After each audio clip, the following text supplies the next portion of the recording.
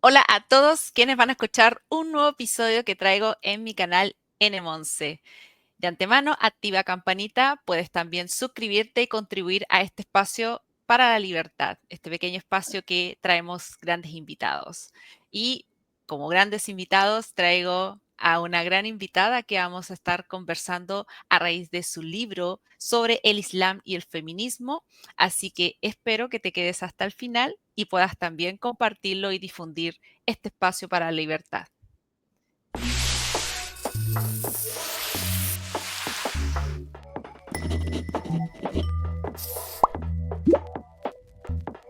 Y aquí estamos con Paloma Hernández, autora de este gran canal que he estado constantemente visitando, Fortunata y Jacinta, pero quiero hacer su presentación, aunque no sea necesario porque ya es muy conocida, pero ella es licenciada en Bellas Artes con especialidad en pintura de la Universidad de Salamanca y cuenta con dos máster, que es uno en postproducción digital por la Universidad Politécnica de Valencia y el otro de estudios avanzados en filosofía por la USAL.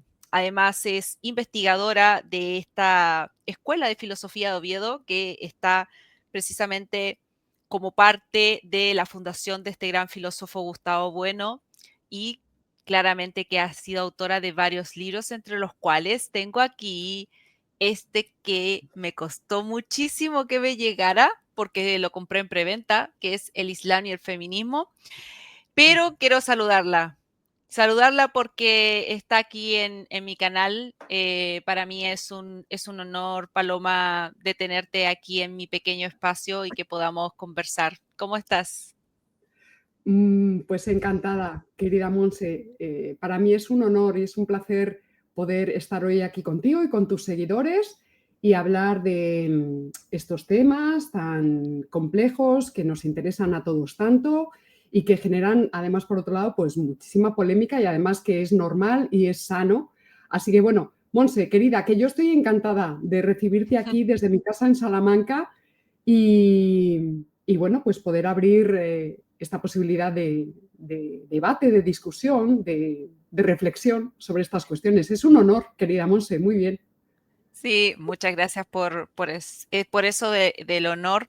Y qué mejor que entrar como un poquito para introducir a personas que quizás no han visto de tu canal, que lo voy a dejar en la descripción de este video, Fortunati Jacinta, la gran contribución que has hecho en la filosofía de historia y particularmente con el pensamiento del profesor y también gran filósofo Gustavo Bueno.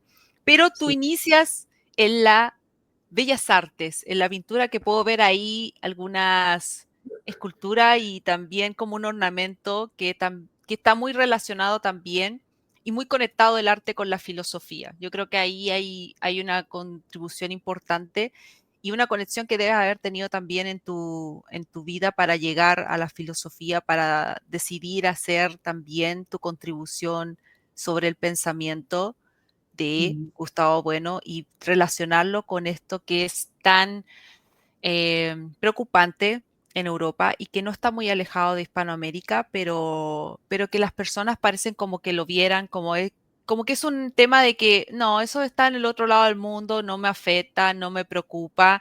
Veo una serie como El Califato que me parece que es terrible, pero siento que debo lidiar con otro tipo de cosas. Entonces, creo que también hay algo importante y por eso es que quise ver como esas perspectivas con Carlos Paz, Sí. con Alejandro Espinosa y ahora hacerlo con tus conocimientos, con tu investigación, porque claramente que hay una investigación detrás, no es un tema netamente de activismo, sino que implica eso, ¿verdad?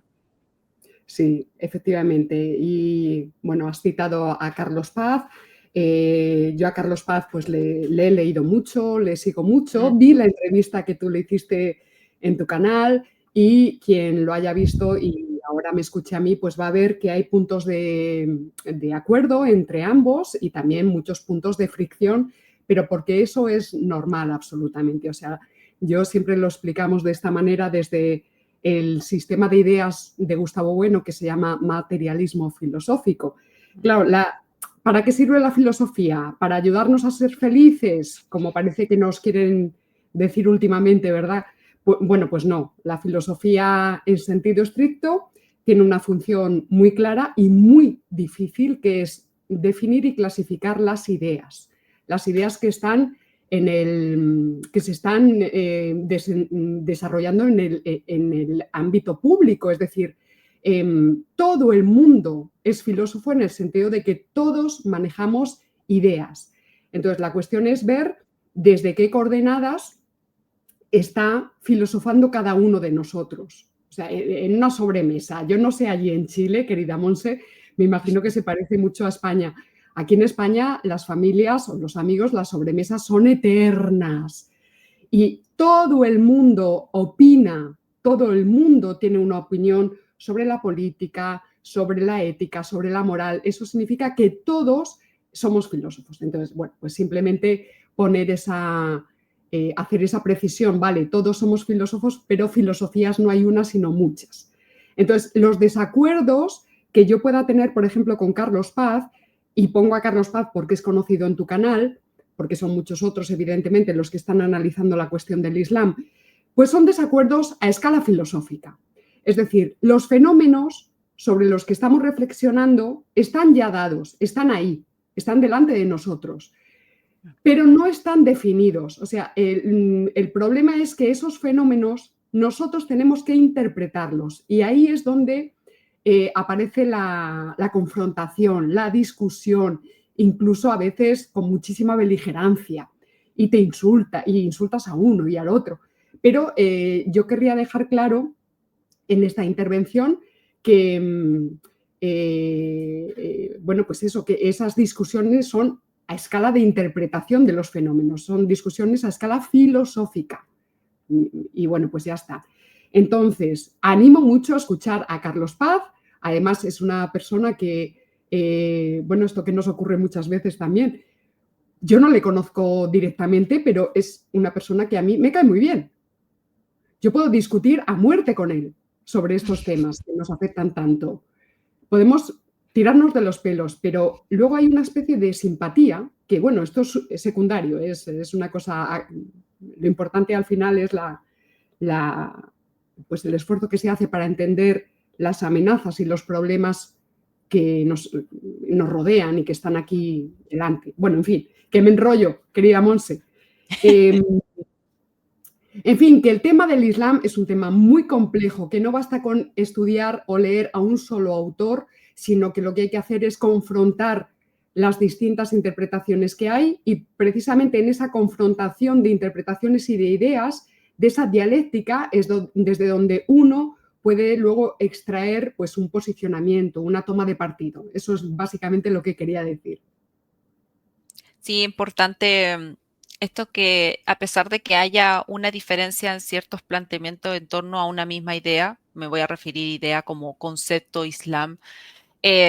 se pueda dialogar, porque hoy en día cuesta muchísimo el entrar en el diálogo sin que te etiqueten. O sea, si Mm. tú estás en contra del aborto, ya eres ultra, eres fascista. Entonces, esa etiqueta ha reducido mucho el diálogo y es importante que pongas y que señales eso, porque yo tenía una idea y dije, me gustaría que pudiésemos iniciar esa conversación, una idea que tienes acá planteada en tu libro, que le invito a las personas también a comprarlo, a adquirirlo. Lo voy a dejar también para Busca Libre en Chile y también para otros lados que también lo pueden adquirir. Pero acá hay un tema que me resultó a mí interesante. Yo creo que con eso podemos iniciar porque es también la causa de muchas de estas cuestiones, desvirtuaciones y también como cierta manipulación en los conceptos y que tiene que ver con esto de la inversión teológica que tú planteas a raíz de lo que ya había escrito Gustavo Bueno que tiene que ver con el pensar a Dios desde el punto de vista del mundo y ahora es el mundo que se piensa desde el punto de vista de Dios. Y es así como Dios pasa a ser un punto de vista. Mm. Entonces, en eso, eh, que son palabras, son como un juego de palabras, pero me resulta muy bien para iniciar esto, porque es lo que efectivamente tenemos hoy en día. Dios pasó a ser un punto de vista y por lo tanto, como punto de vista puedo no estar de acuerdo, puedo tomarlo o bien selecciono lo que a mí me parezca para poder interpretar mi conexión con el mundo. Y en eso creo que tiene mucha relación con el tema que choca con el cristianismo y particularmente con este tema de la inmigración en Europa, en la inmigración masiva, que tú misma también muy bien lo señalaste como invasión masiva. Sí, Em, Creo que hay ahí un tema importante porque te implica también estos temas políticos o estos temas sociales de conversión que muestran en redes sociales y no te das cuenta de lo que significa el hecho de ponerte un hijab o el niqab y decir, no, yo estoy aquí para convertirme y no darte cuenta de las implicancias que tienen y cómo ha sido el cristianismo algo tan importante para nuestra sociedad, para nuestra comprensión del mundo y para también con nuestros pares. O sea, en definitiva, decir, yo estoy en contra de esto o creo que esto está malo porque por estos motivos.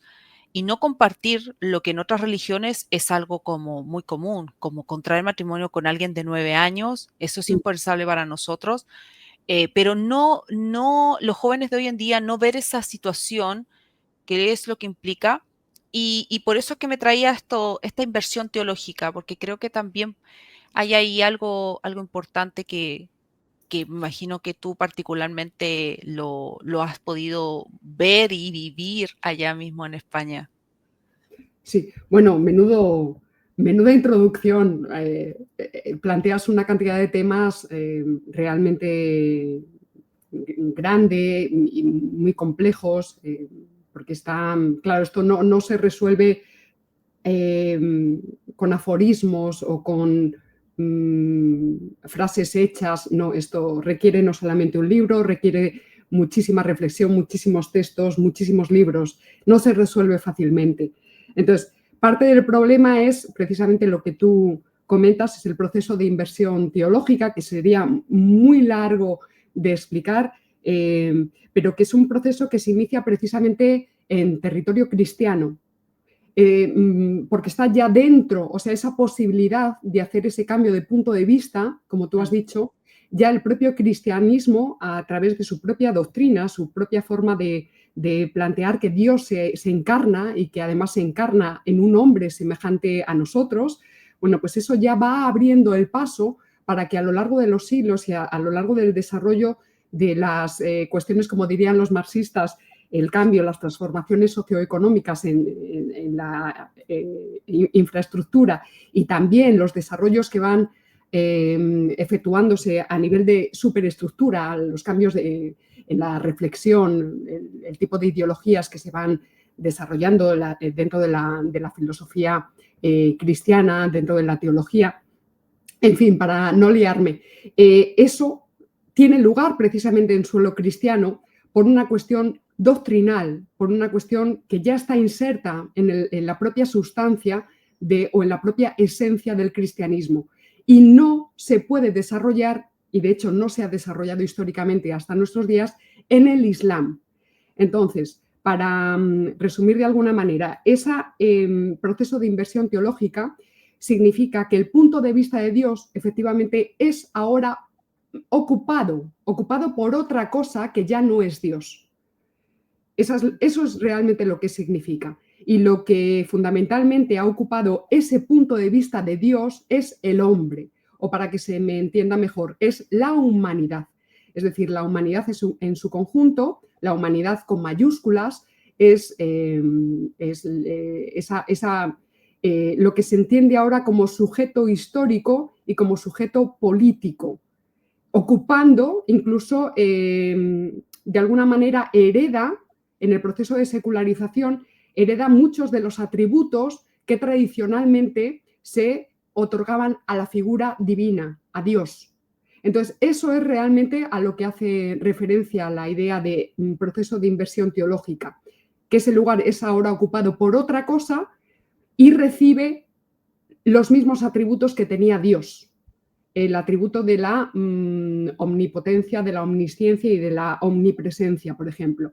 Yo sé que esto puede sonar un poquito complicado, pero si nos fijamos, por ejemplo, en la declaración de los Derechos Humanos de 1948, nos damos cuenta de que esa carta, esa declaración, lleva un adjetivo y es que se presenta como universal. Declaración Universal de los Derechos Humanos de 1948. Y todo su articulado, toda la filosofía que hay por detrás de cada una de las normas éticas que va marcando esa carta, está escrito desde la perspectiva de la humanidad. Se está haciendo referencia al individuo humano, sujeto humano, pero absolutamente indiferenciado. Es decir, está hablando, como nosotros explicamos, a escala ética. Es un sujeto humano, un individuo que no tiene sexo, que no tiene lengua, que no tiene nacionalidad, que no tiene atributos históricos, en definitiva. Es un individuo abstracto, es decir, está haciendo referencia al individuo humano que forma parte de la humanidad con mayúsculas. Yo no sé si me estoy explicando adecuadamente bien. Todo esto es de estirpe protestante, porque se le hace depositario de una serie de derechos naturales, que es lo que también reconocía o reconoce el cristianismo, pero eliminando el parámetro Dios, Por eso hablamos de proceso de secularización. Todas esas virtudes cristianas, lo que ha habido a lo largo de estos últimos 2 siglos, desde la Revolución Francesa y los Ilustrados aproximadamente, pues es un proceso de secularización de las virtudes cristianas, y ahora estamos ya en un proceso diferente, que es el proceso de transformación de esos valores o virtudes cristianas en contravalores abiertamente anticristianos. Vale, para enlazar un poco con el tema del Islam. A ver, porque estoy un poquito atropellada, me disculparán ustedes. No, está Para bien. que vean ustedes, el Islam no acepta la perspectiva universal de los derechos humanos de la ONU. No la acepta porque el Islam no ha hecho ni puede hacer el proceso de secularización. No puede hacerlo. Entonces, en el 1948, las sociedades musulmanas, mayoritariamente musulmanas, no firmaron los derechos humanos del 48. Esto es algo que se tiende a olvidar, se olvida muchísimo. Esos derechos humanos del 48 en su momento no los firmaron ni la plataforma islámica, no los firmó la Unión Soviética, no los firmó China, no los firmó el Vaticano. Es muy fácil entender por qué no lo firmaron. Cada una de estas potencias cada una de ellas alegó una serie de argumentos para justificar por qué no se podían adherir a esta Declaración Universal de la ONU. Pero en particular el Vaticano, por ejemplo, dijo: ¿quiénes son estos señores de la ONU para hablar en nombre de toda la humanidad? ¿Quiénes son? Porque la ONU es un organismo supranacional que se pone en marcha precisamente después de la Segunda Guerra Mundial por parte de una de las potencias vencedoras de esa Segunda Guerra Mundial. Es decir, es una institución que ahora mismo está funcionando a todo trapo, ¿verdad? Que lo que trata es de organizar y estructurar el orden internacional de una de las potencias que sale vencedora de la Segunda Guerra Mundial. Por tanto, esa declaración, que está enunciada desde criterios protestantes, de acuerdo, lo que está poniendo sobre la mesa es la Pax estadounidense, es la Pax americana de la Guerra Fría. Sencillamente, por eso la Unión Soviética dice: perdón, pero yo esto no lo puedo firmar porque yo soy tu antagonista político y geopolítico.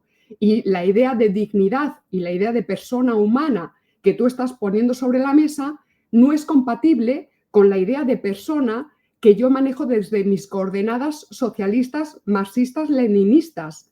Están confrontadas, no son compatibles. Por tanto, yo no puedo firmar esa declaración de los derechos humanos del 48. Lo mismo dice el Vaticano desde coordenadas cristianas y lo mismo va a decir el Islam desde coordenadas musulmanas, de manera que inmediatamente en el año ya 81, si no me equivoco, pero sobre todo en el año 90-91, todos los países que conforman en ese momento pues la gran plataforma de estados musulmanes en el mundo se van a organizar para firmar, presentar y firmar su propia declaración de los derechos humanos en el Islam. Y constantemente están cada uno de los articulados de esa declaración del Islam, que es la declaración del Cairo, está diciendo, sí, más o menos, lo que está diciendo la ONU, salvo por lo que indique la Sharia, es decir, el principio rector de los valores o de los derechos humanos dentro del Islam están condicionados por la Sharia.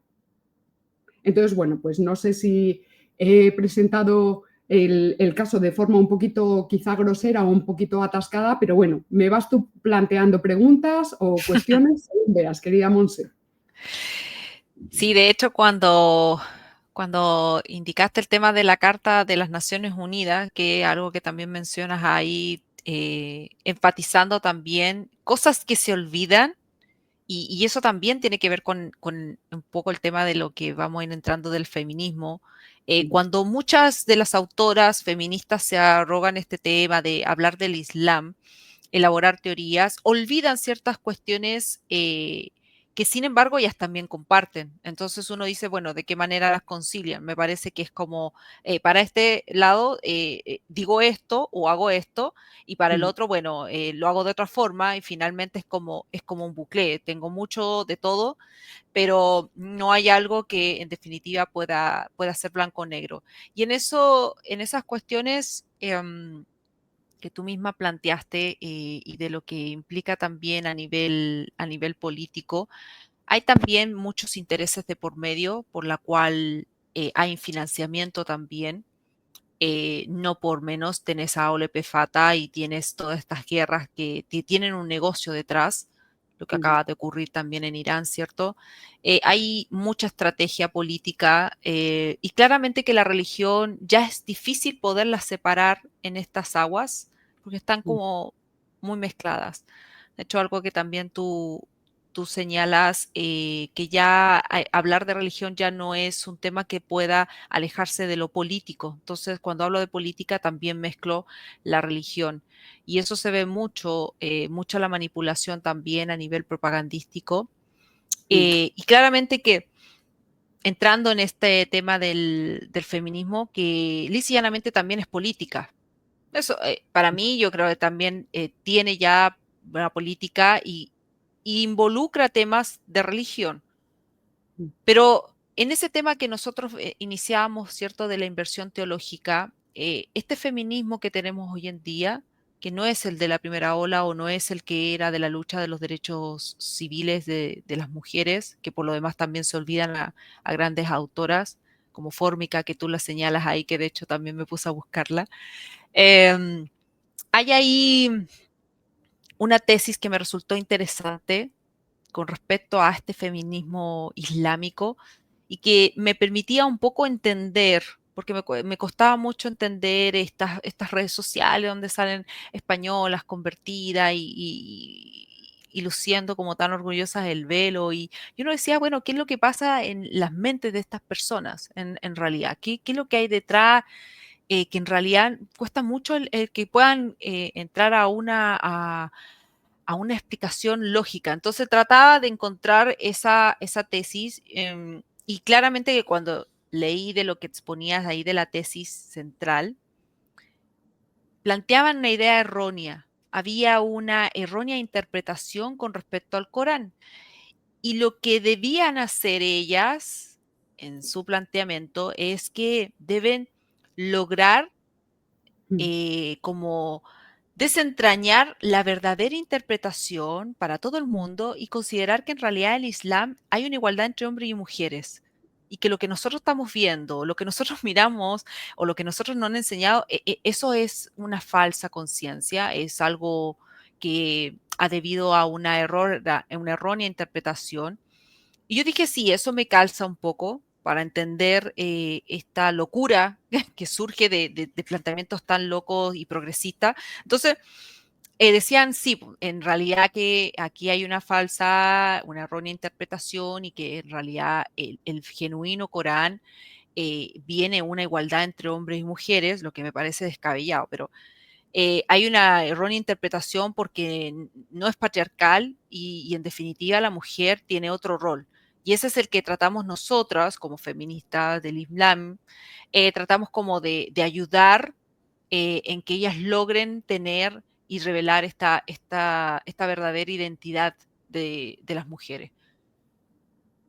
Entender eso para una persona que no ha leído o que no conoce mucho más que de las redes sociales es un poco complejo porque significa como un poco abstraerte de lo racional y entrar como a una dinámica de que todo es falsa interpretación, de que hay otra interpretación oculta y es la que nosotros queremos contribuir en que se logre desentrañar y entender que el Islam es puro amor y paz y que todos viven en armonía.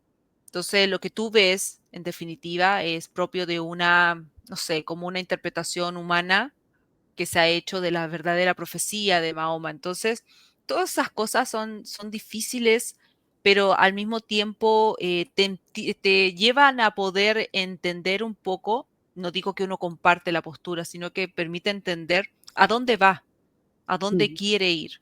Y es una locura real. O sea, eh, es lo que yo creo que tú y también en la contribución que haces en el canal lo ves y te resulta descabellado tener que desentrañar esas teorías y llegar a estos absurdos, porque en definitiva es eso, ver personas que hacen conferencias o hacen charlas en YouTube y hablan de estos temas y con mucha propiedad y que lo patriarcal y en realidad que la mujer tiene efectivamente un lugar preponderante dentro del Islam, es un poco descabellado escucharlo. sí. Bueno, claro, vamos a ver, es que en el libro, si me permites, explico un Sí, poquito a la audiencia. eh, bueno, a ver cómo lo hago, porque normalmente lo pongo así en pantalla y entonces digo, eh, ¿este libro está escrito contra el Islam? Y la respuesta es no. Quiero decir, en este libro yo estoy pensando contra el Islam, pero igual que yo, que me dedico a los análisis a escala filosófica, pues en un momento dado yo estoy pensando contra Lutero o estoy pensando contra los ilustrados o contra los masones o contra los liberales o contra los marxistas. Es decir, eso forma parte del propio ejercicio de la dialéctica, ¿no? Estoy pensando contra el Islam porque, bueno, estoy tomando partido por España y creo que la plataforma islámica aplicada o eh, en el momento actual en el que está aterrizando con muchísima fuerza en territorio español y en territorio europeo en general, pues implica una amenaza política, implica una amenaza existencial para la propia España. Entonces, eso por un lado. ¿Este libro está escrito contra el feminismo? Sí. Y yo sé que aquí también puede haber muchísima polémica.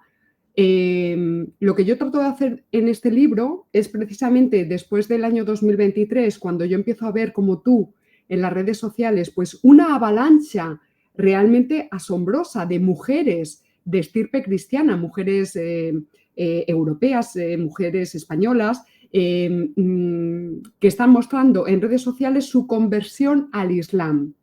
Y además aparecen ya pues con su vestimenta adecuada y están mostrando orgullosas esa conversión. Y a mí lo que más me llamaba la atención es que en las razones que ellas aportan, porque lo están haciendo con orgullo, ellas están utilizando argumentos feministas, es decir, están presentando su conversión al Islam como un acto de empoderamiento, como un acto feminista, de liberación, de liberación. Entonces, todo eso había que analizarlo.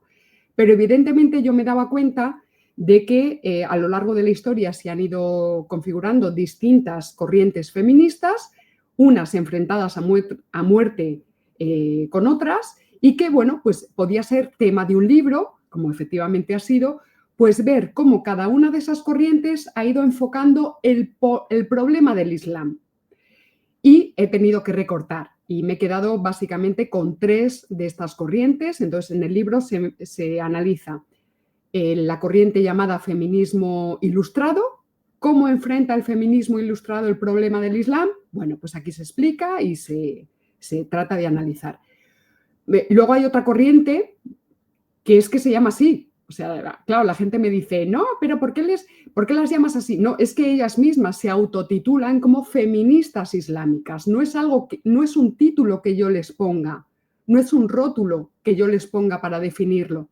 Ellas se autodefinen de esa manera, feminismo islámico. Ahora explicamos un poco, aunque tú ya lo has introducido, en qué consiste. Y luego hay una tercera corriente que es potentísima y que es la que está ahora mismo funcionando con práctica y total hegemonía, tanto a escala académica me refiero universitaria, política, mediática, etcétera, que es un grupo de feminismos que tienen un rótulo muy rimbombante, ¿verdad? A ver si me acuerdo, que es feminismos antirracistas, antiimperialistas, anticapitalistas, decoloniales para la emancipación de las mujeres racializadas del sur global. Bueno, todo Sí. esto que se puede resumir, Monse, mucha gente dice, no, bueno, vale, bien, ese es el feminismo woke. El feminismo woke se autodefine con toda esa retahíla de nombrajos que acabo yo de poner sobre la mesa, ¿verdad? Entonces, el feminismo islámico, para que los que nos escuchen más o menos se sitúen, es una corriente de mujeres musulmanas, creyentes, practicantes, que hacen proselitismo de su fe religiosa militante. Ellas son musulmanas y lo defienden, además con muchísimo orgullo. No nos equivoquemos en el sentido de pensar que son mujeres marginadas o no.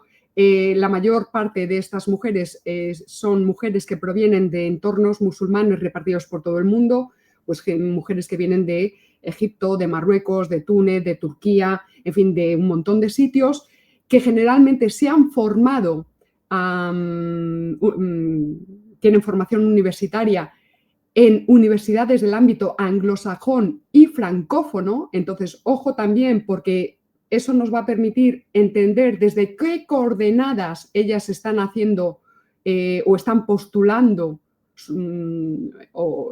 postulando su feminismo islámico. Es decir, no lo están haciendo desde coordenadas musulmanas, lo están haciendo desde coordenadas, para que se me entienda, occidentales, aprendidas de los entornos universitarios académicos occidentales, pero principalmente anglosajones y francófonos. Mucho cuidado con esto. Entonces, ellas básicamente lo que van a sostener es que como mínimo habría dos islams. Esto ya sabes que con Carlos Paz ahí también disputa con él. Es un tema muy importante. ¿Hay un islam o hay muchos islams? Bueno, estas feministas islámicas van a decir que hay como mínimo dos islams, como mínimo dos islams. Uno que sería el islam realmente existente, es el que se ha realizado históricamente a lo largo de 1400 años de historia, pasando por distintas culturas, sociedades, formas, situaciones socioeconómicas, etcétera, que es el islam que habría llegado hasta nuestros días. Ellas van a decir, este islam es un islam falso, es un islam corrupto y hay que desmontarlo para conseguir que emerja y vuelva a salir a la luz el islam verdadero, el auténtico islam, que es el que ellas postulan. Ese islam verdadero sería el islam que se desarrolla en propia vida de Mahoma, ¿de acuerdo? Entonces, por resumir, la postura es el islam que se desarrolla en vida de Mahoma es el islam auténtico, es un islam que ya incorpora el igualitarismo entre hombres y mujeres. De alguna manera están diciendo que ese islam originario ya es un protofeminismo, ya es un islam protofeminista. Le faltaría un poquito, pero bueno, poquita cosa, ¿verdad?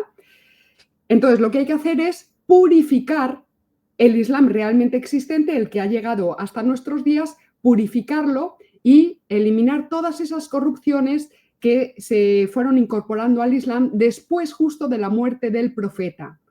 La idea es que muere Mahoma y entonces hay una serie de legisladores corruptos que lo que van a hacer es imprimir a las doctrinas legadas por la propia vida y la propia enseñanza y la propia revelación, ¿verdad? A través del profeta Mahoma, pues habrían corrompido todo eso y le habrían incorporado al Islam el componente misógino, patriarcal y machista que ha llegado hasta nuestros días.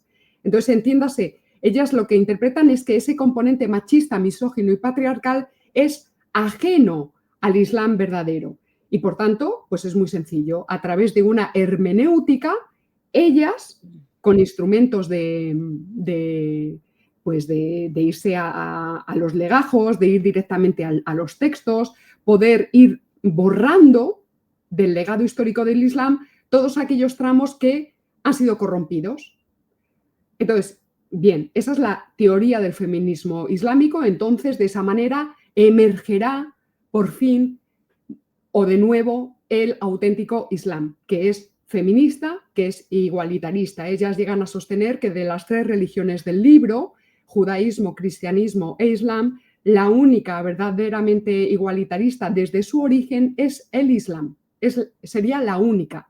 Esto está también en sintonía con la idea de que el mundo musulmán, evidentemente, pues interpreta que su religión es la religión superior. De hecho, si quieres luego hablamos, porque esa perspectiva de entender que el Islam es una religión superior al cristianismo y superior al judaísmo, es lo que está empujando a muchos movimientos ahora mismo activos, porque claro, el Islam necesita recubrir a esas otras 2 religiones que desde su perspectiva son defectuosas. Necesita recubrirlas y demostrar, incluso política y militar y históricamente, que esa superioridad queda demostrada. Entonces tiene que envolver al resto de religiones del mundo, pero por una cuestión suya interna de autopercibirse como la verdadera religión. La revelación a Mahoma sería una revelación que lo que haría sería corregir errores de interpretación de las 2 religiones anteriores del libro. Bueno, así, básicamente. Bueno, eso por la parte de las feministas islámicas, que como digo, son mujeres que tienen muchísima presencia en los ámbitos universitarios, aquí en España también, cuentan con altavoces mediáticos, están introducidas en partidos políticos, se publican muchos, eso que se llama papers, se firman trabajos de máster, trabajos de doctorado, en fin, desde estas coordenadas. Y entiéndase también que para hacer toda esa hermenéutica de purificación del Islam se necesita también muchísimo dinero. O sea, estos movimientos, estas corrientes, para purificar el Islam, necesitan ir acompañadas de planes y programas políticos que les permitiría dedicar su tiempo de investigación para llevar a cabo ese trabajo de renacimiento del Islam verdadero, para que se me entienda. Bueno, yo voy a cortar aquí, Monse, porque si no, no paro. Si quieres, luego comentamos de las otras 2 fuentes, pero bueno, para que se entienda un poco esta de qué es el feminismo islámico, pues ya está un poco resumido. No, de hecho, interesante ese análisis que también está muy, muy detallado en el libro de identificar los tipos de feminismo, porque efectivamente, como bien lo señalaste en esa hermenéutica de purificar, ¿cierto? Todo esto que ha sido manipulado y también como parte de estos temas o estas posturas occidentales, y hay que depurificar, hay que lograr desentrañar lo que es verdadero, según el concepto de ellas. Me trajo también a la memoria algo que uno también lo ha leído y tú también lo señalaste porque creo que es importante también. Esa suerte de visión que se generó como de las 3 culturas, de las 3 civilizaciones que debían vivir en armonía, ¿cierto? Y nos estamos refiriendo al judaísmo, al islam y al cristianismo. Ese mito que se desarrolló y que uno también lo escuchaba y también escuchaba de académicos, ya a veces hoy en día académicos ya es, no necesariamente tienen un estudio acabado, sino que basta que tengan un gran financiamiento y mejor si forman parte de un partido político y tienen todos los medios de comunicaciones a su disposición para hablar un montón de sandeces. Pero este tema de las tres culturas, esto como una alianza que también lo dijo en su momento Zapatero, ¿cierto? Ha traído grandes estragos porque hay una cosa que hay que tener en claro, es que son completamente diferentes. Y no es una que es superior a la otra. Yo creo que lo peor que uno puede hacer en cuanto, y uno no es estudioso en religión, lo peor que uno puede hacer es decir, esta es mejor que la otra eh, y esta es superior a la otra. Yo también creo que vi un curso ahí por YouTube que hablaba, que era sobre el Islam, o sea, te contaba como el islamismo, pero claro, lo hacía el parangón como diciendo, bueno, el Islam en realidad viene mucho antes, entonces es anterior, es más genuino y por tanto le da como esa superioridad. Me parece que eso ya inmediatamente eh, aparte de estar mal abordado, a ti como persona que vienes a tomar un curso o te estás instruyendo, te genera un concepto de decir, ah, entonces esto es mucho mejor que lo que yo tengo. Entonces yo debería rehusar de lo que a mí se me ha criado o de las costumbres que supuestamente han sido heteronormativas y por lo tanto yo debería desapegarme de ellas y poder con esto liberarme, ¿cierto? Y creer que las mujeres del Islam viven en un mundo de rosas. Entonces, en todo eso, es importante eso que mencionaste porque de todo lo que se conversa hay una gran financiación. Y claramente que si tú postulas algo diferente, si tú eres disidente de eso, tienes la cancelación o como lo que nos pasa a nosotros que no cumplimos con las políticas de la comunidad de YouTube. Entonces, tienes un cierto discurso, un cierto diálogo que tener al respecto. Y parece ser que cuando se habla de este tema del Islam y se aboga por la liberación, ¿cierto? Y te tomas como con empoderamiento, como que tú estuvieras viviendo esa situación, que es algo muy, muy gracioso al mismo tiempo, es como tomarte de una situación que ni siquiera estás viviendo.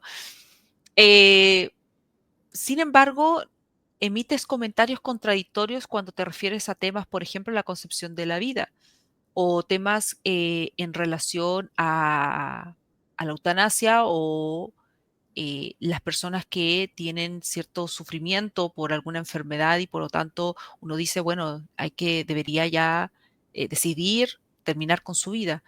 Y en esas cuestiones que son bioéticas, sin embargo, tienen otro planteamiento y que en estricto rigor no estaría relacionado con los postulados, genuinamente hablando, del Corán, por ejemplo.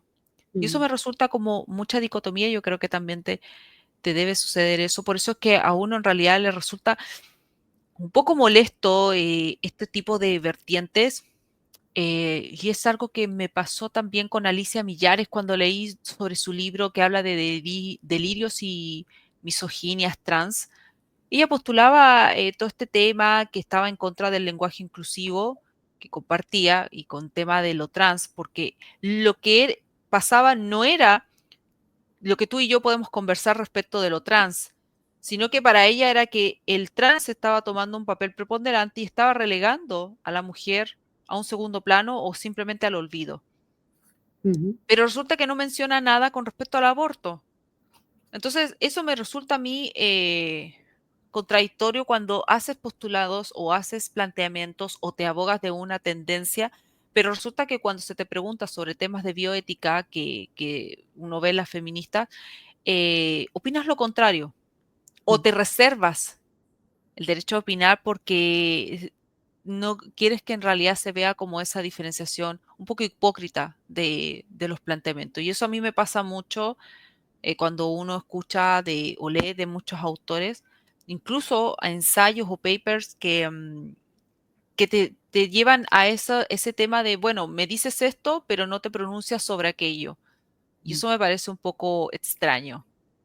No sé si a ti te ha pasado, yo creo que así te ha pasado con Cecilia Amorós, por ejemplo, y otras y otras académicas que surge ese tipo de cosas y creo que el Islam no está fuera de eso. También me pasa lo mismo, o sea, te manifiestas estar a favor y hablar de la liberación de la mujer, pero sin embargo no dices nada con respecto a lo que significaría en estricto rigor casos de pedofilia o que un hombre mayor esté obligando a una niña a tener que contraer matrimonio y que Sí, eso sí. no es natural bajo ningún aspecto. Ujú. Sí, bueno, es que, claro, aquí podríamos extendernos muchísimo porque esas posiciones vienen de una cosa que nosotros llamamos izquierdas indefinidas. Ujú. Sería muy largo de explicar por qué las llamamos indefinidas. Bueno, básicamente porque han perdido definición política. Bueno, el que tenga interés, pues que lea un poquito a Gustavo Bueno, si tiene, pues eso, interés y tiempo también para profundizar en estas cuestiones, pero es muy importante entender que los grupos que ahora mismo funcionan, sobre todo desde la caída de la Unión Soviética, y que se presentan como izquierdas, es decir, que ellos mismos se ponen ese título, que se arrogan un poco esas posiciones de izquierdas, ya no son izquierdas históricas, ya no son izquierdas definidas políticamente, sino que son izquierdas indefinidas que se han llenado de contenidos pues que pueden ser pueden ser contenidos subculturales, por ejemplo, vestir de tal manera, consumir tal tipo de cultura, ese tipo de cosas. Y lo que compran son packs ideológicos. Entonces, dentro de esos packs ideológicos, lo que se percibe es que unos elementos de ese pack entran en contradicción objetiva con otros elementos del mismo pack. Entonces, Mm. como lo que muchas de las gentes que militan o hacen activismo desde esas posiciones de izquierda indefinida, pues lo que hacen es comprar el pack sin reflexión. Aquí en España el partido Podemos, por ejemplo, lo reconocía sin ningún tipo de pudor ni de bochorno. Decía, bueno, es que tenemos que cabalgar contradicciones. Bueno, claro, desde nuestra perspectiva eso es insostenible. Tú has puesto el caso de, bueno, en el feminismo respecto del Islam, ahora si quieres apuntamos alguna cuestión, pero la contradicción es total y es absoluta. Pero, por ejemplo, has hablado del aborto. En el PAC entra tanto el aborto como derecho humano, no sé si, me imagino que sí, que habrá llegado hasta tus seguidores una noticia de hace muy poquitos días, y es que en Reino Unido se acaba de aprobar la ley para abortar legalmente hasta el mismo día del nacimiento. Es decir, estamos ya a las puertas de la legalización del infanticidio. Desde las coordenadas éticas y morales de las que venimos nosotros, eso nos resulta una aberración. Por eso yo digo, al principio he hablado de que la secularización ha pasado de secularizar las virtudes cristianas y convertirlas en valores éticos, ahora ha pasado ya a configurar contravalores abiertamente anticristianos. O sea, el aborto hasta el día del nacimiento es una aberración ética y moral desde nuestras coordenadas, que seamos o no creyentes, nuestras coordenadas son cristianas y en particular son católicas. Entonces, eso no se puede, no es compatible con la idea que va en el mismo pack de que, por ejemplo,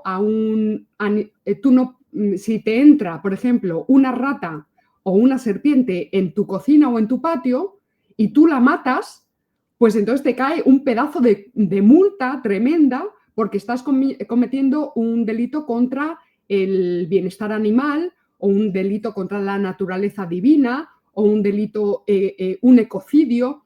Es decir, todo va en el mismo pack. Es contradictorio. Es decir, se está cosificando el feto humano, no es humano, es simplemente una verruga, algo que se puede extirpar y eso no genera ningún tipo de, como dices tú, de problema ético ni moral a la persona que... Bueno, no, es que no es una cuestión de la persona que aborta, es que es una cuestión social, es una cuestión social de primer orden. En España se abortan 100.000 fetos al año. Eso es una burrada. Pero además es que es una burrada teniendo en cuenta que parte gravísimo del problema que tenemos con el Islam no es por maldad de los musulmanes, sino que es un problema que es nuestro propio y parte de ese problema es la desnatalización de nuestras sociedades. España ya hace muchos años que no tiene tasa de reposición demográfica. No nacen los suficientes niños como para permitir la recurrencia de la propia sociedad española. ¿Cómo se están, de alguna manera, iba a utilizar la palabra maquillando, cómo se está salvando esta cuestión musulmana? Precisamente porque están naciendo niños de inmigración, tanto musulmana como hispanoamericana, que todavía mantiene la tasa de reposición. Es decir, todavía las familias que vienen aquí, pues venezolanas, las que sean, todavía tienen muchos niños. Los españoles ya no tenemos hijos. Los musulmanes tienen muchos niños todavía. Entonces, ahí es meternos en el jardín de esa teoría de la conspiración que dice que lo que se está programando desde intereses de ciertas élites y oligarquías internacionales es ahora se me ha atascado la palabra, un cambio de una reposición étnica en Europa. ¿Qué palabra utilizan? Se me ha borrado completamente ahora de la cabeza. Es decir, que lo que quieren es que en su proyecto de desmantelamiento de las naciones canónicas, disolución de España, disolución de Francia, disolución de Italia, etcétera, lo primero que hay que hacer es por favor, es que me atasco yo con la palabra esta, cambiar el tipo de individuo que vive en esa sociedad.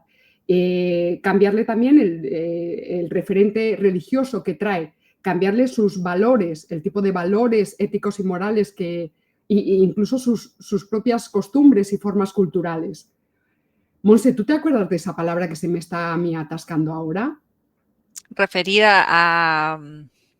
Sustitución, a ver, es la idea de que se está produciendo una sustitución poblacional en Europa. Sí, de hecho tampoco somos dos, no la tengo tampoco, pero sí, entiendo a qué va el tema y claramente que sí, cuando uno habla de estos planteamientos cree que son como teorías conspiranoicas y que en realidad tú y yo somos como negacionistas, incluso del cambio climático, muchas cosas así.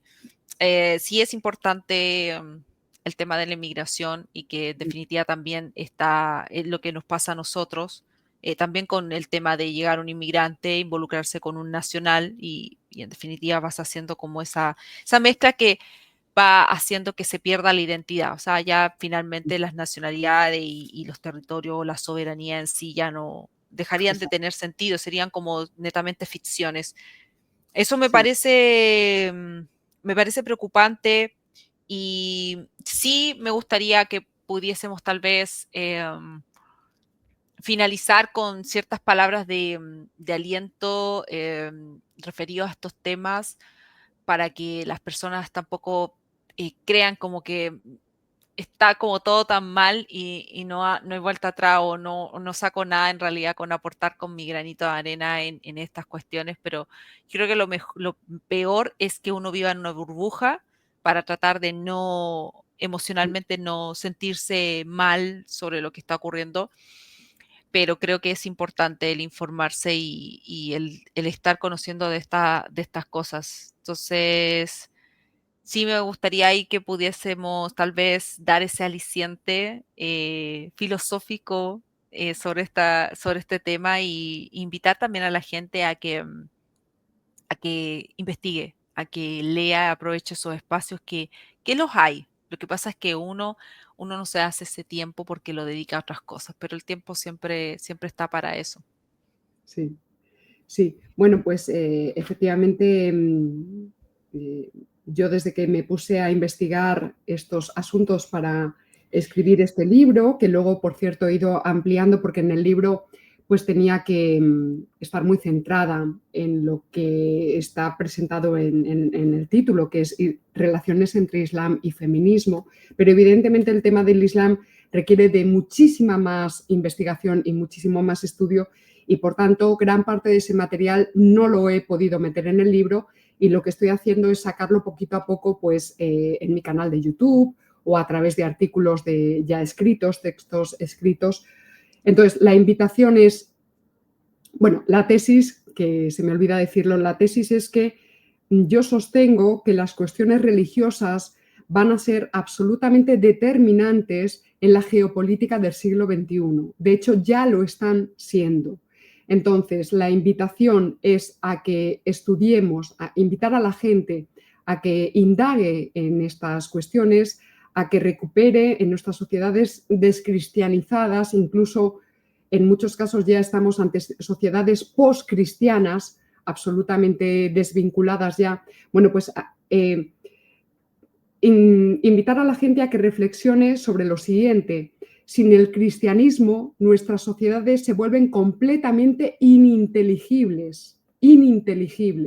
Tenemos que tener en cuenta, y vuelvo a insistir, no hace falta ser creyente practicante, se puede hacer desde coordenadas ateas, pero por favor, volver a prestar atención. Hemos recibido, por una cuestión ideológico, doctrinal, del tipo de regímenes en el que se desenvuelven nuestras sociedades desde la Revolución Francesa, hemos heredado un prejuicio anticristiano y es un prejuicio, es decir, nos han presentado una idea negra, un mito oscurantista acerca de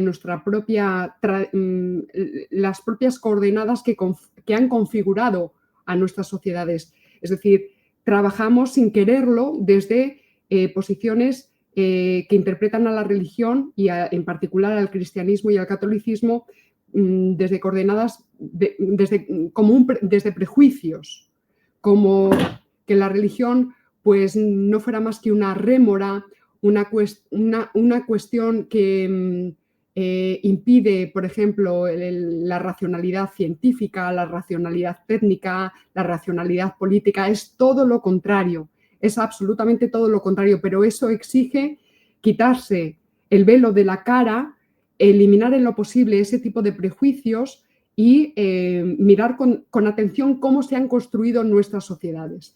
Y lo mismo con el Islam. Y desde ahí hacer la comparativa.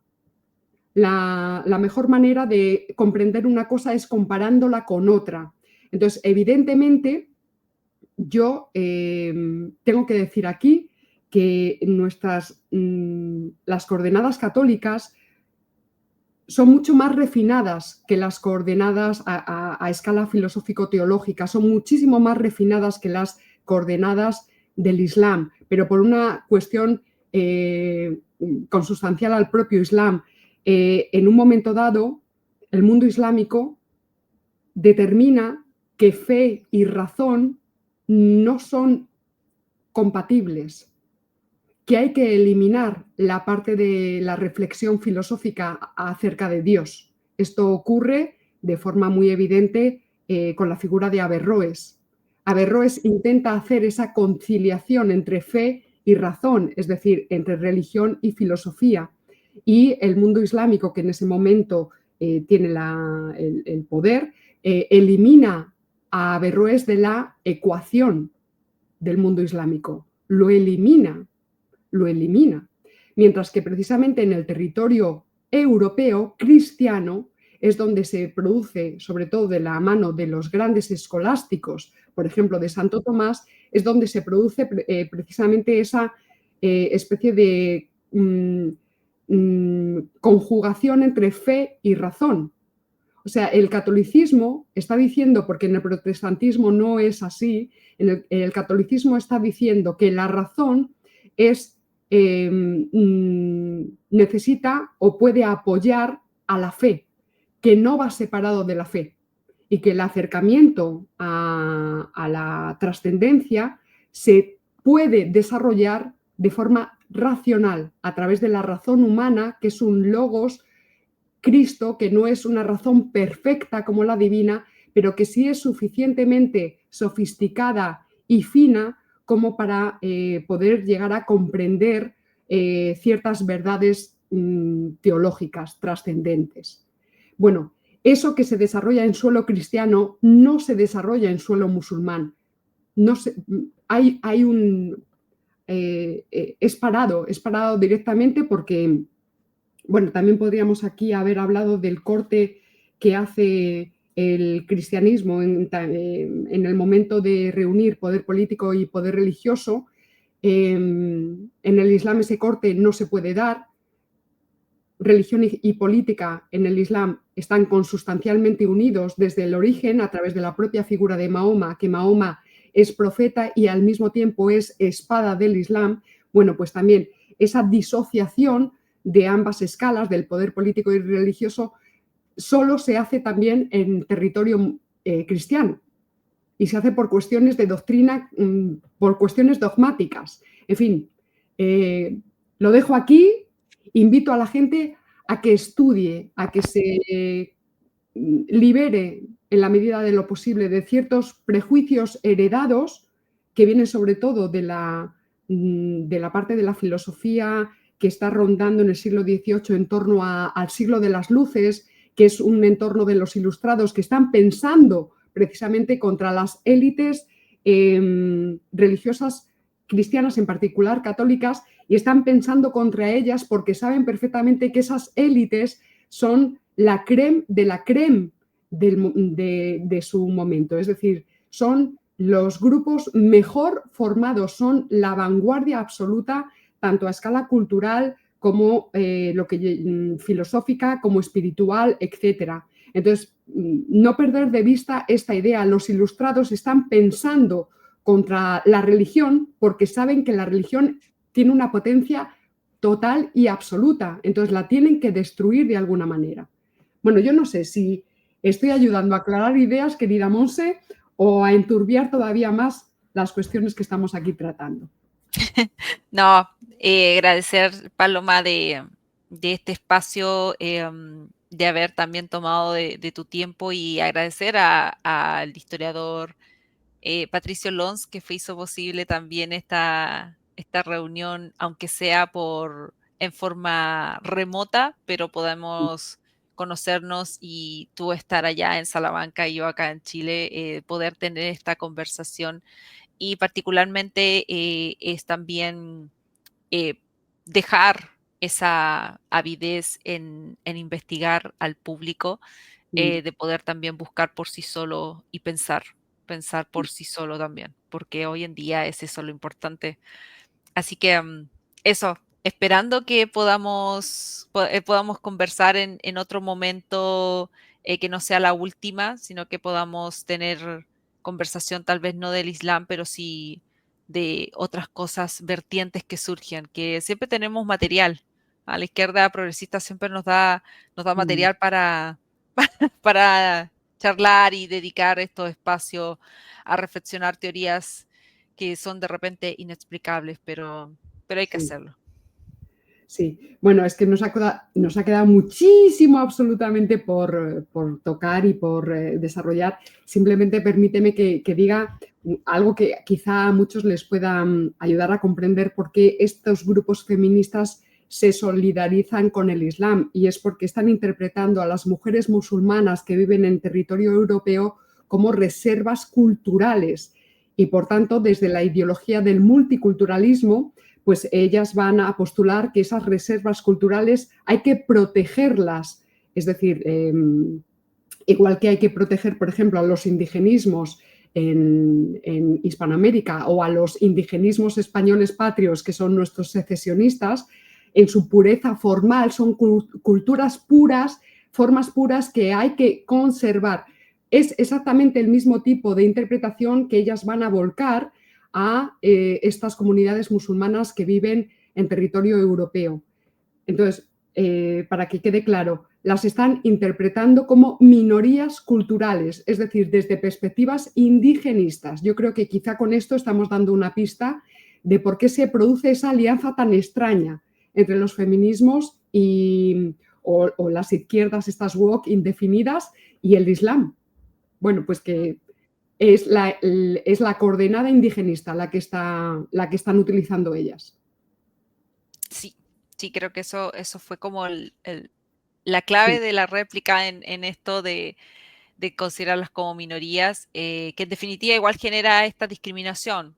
Yo como minoría, entonces necesito de un movimiento que abogue por mis derechos, porque viene detrás el mensaje de que estoy oprimida o vivo en una falsa conciencia y que por lo tanto necesito esa liberación. Yo creo que ese juego temático se vive con los indígenas, se vive con la gente afroamericana y se vive con todos, incluso con los que están en el movimiento LGBT y más y más y más.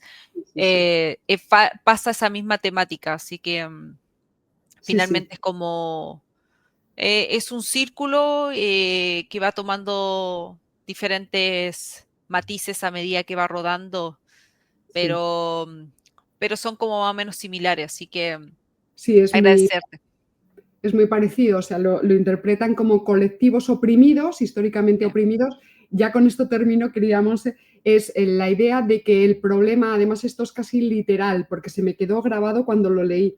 Ellas lo que dicen es, el problema de las mujeres musulmanas que viven en Europa no es el machismo del Islam, sino que es la islamofobia de nuestras sociedades. Entonces, es esa idea que has dicho tú, son interpretados como colectivos identitarios, ¿verdad? Que han estado históricamente oprimidos por los poderes occidentalocéntricos y cristianocentrados. Por tanto, estas izquierdas se posicionan con estos colectivos contra el mal metafísico, que sería esa especie de occidente opresor de todas las minorías, de todos los colectivos, de todas las pequeñas identidades que hay por ahí sueltas, ¿verdad?